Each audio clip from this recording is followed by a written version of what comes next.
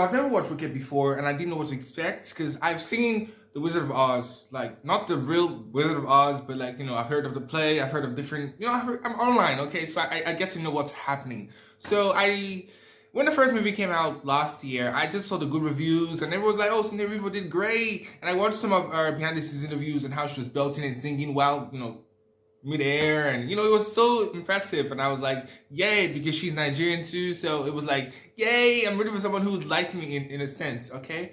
And then I found out she was bisexual, and I was like, oh yes, sister, that is like someone that's like me, really. And well, I decided to give part 2 a chance, and please stop looking at my pimple. It's a pimple, I don't know what it is, but I give part 2 a chance, and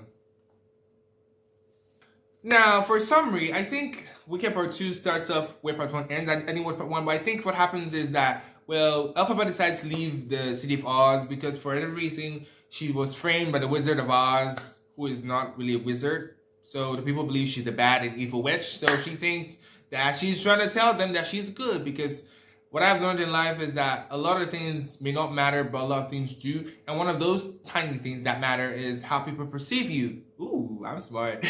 No, but okay, sometimes yes. But I do think that obviously she leaves, and we get to find out that she and Fiero have been, frolicking around, and Glinda is mad when she finds out because she stood up on her wedding day. And eventually, well, Elphaba dies, so to speak. And Glinda reconciles with her. You got to find out when she dies and who reconciles. But it's interesting. It's very interesting because I didn't really get to the complex of the whole movie was actually based on the friendship. Because whenever I heard about the Wizard of Oz, I always heard about Dorothy or the Yellow Brick Road. Like I didn't know what those were, but in the movie, I just see that they're actually just like little things, little details. They're not the main detail. The movie itself. Okay, let's not spoil that section. Let's get to that section. But for me, initial review, 10 out of 10. Cynthia Erivo, like, I am, yeah, let's just, yes, that's it. Ariana Grande, Jonathan Bailey, like, the whole cast, they did an amazing job. John M. Chu, who directed, like, oh my God. I did not know what to expect, to be honest with you. Like, when I was watching, I was skeptical. I was like, well, this is a waste of time. They're just going to be singing the whole time. I mean, while they were singing, the songs were actually okay. And the action itself, the acting, everything was on point. It really felt like a story that I wanted to really watch. It didn't just feel like, oh my God, just another, remake, remake. You know how Disney remakes Cinderella, like every 4 or 5 years? Yeah, I didn't feel like another remake. It felt like an actual movie, like an actual thing. And it was really good. Now, for my characters, being that this movie is so queer-coded, I love it. Obviously, I think my number one favorite character is Elphaba. I don't think anyone could disagree. I mean, Cynthia Erivo plays this character so well. And I think it's high time we see black people play roles, because I think colorism and racism, so to speak, has been a big theme in filming and Hollywood and entertainment in general, because I think I said in my last video, like, I watched Supercell and how black people were presented because it was like all black. And it really made me realize how lacking in the sense of representation there was. Like, every movie you see, there's always a white lead or some white male or white female. And no problem with that, the majority. But I want to see representation. I want to see people with my skin color too. We hear Lara Raj and what's her name again? In Katsai. And people love her because she is representing, okay? And also there's Manon, there's Yoon Jae, other members, but you get the point. Okay, so Elphaba, not just because she is black, Nigerian, or bisexual like me, but because she actually acts the role very, very well, like, yes. Now, for Galinda, you said Galinda? That's her name, no, not Glinda. It's not Glinda. Be smart. Galinda.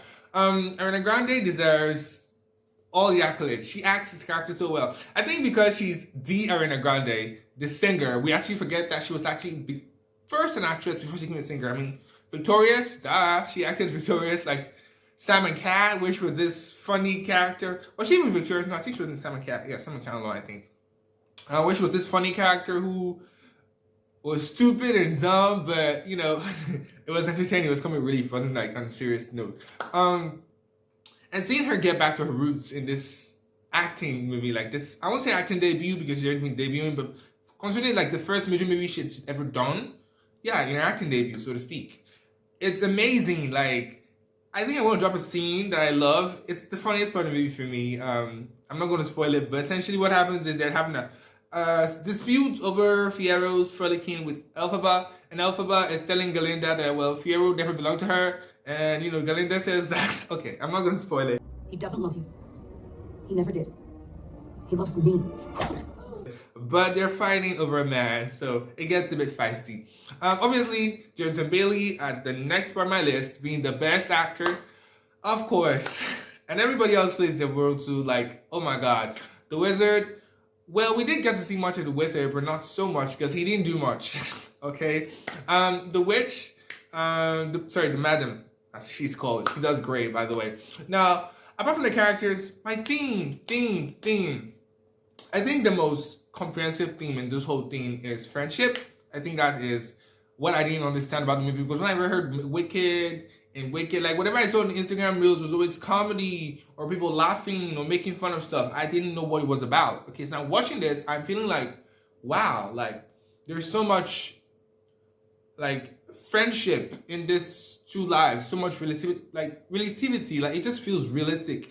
I mean, in the sense of Elphaba feeling left out because her friend is the popular one and she is the odd one out. I think we all can relate to that in some sense. And Galinda feeling left out in the sense that this one thing that she didn't get was what ruined it all for her. I mean, she didn't get Fiero, and this was the thing that, so to speak, she wants the most. Her perfect man, her dream man, as she sang the song in one part of the movie. And unfortunately, he dashed after Elphaba and left her alone. And, you know, we get to see the conflict between these two characters showdown in the movie, and eventually they come to a good, peaceful resolution with Elphaba believing Galinda believing Elphaba is gone, so to speak, gone. Okay?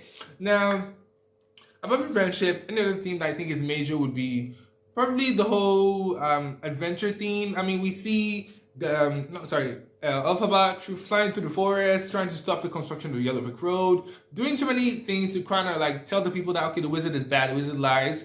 But in all of these things, it wasn't even any of those adventures that really worked. He was teaming up with Fiero of all that, you know, the commander of the guards or whatever. So yeah, and what else? I think there are many themes in the movie, okay, but those two are the ones I can really bat on my head right now.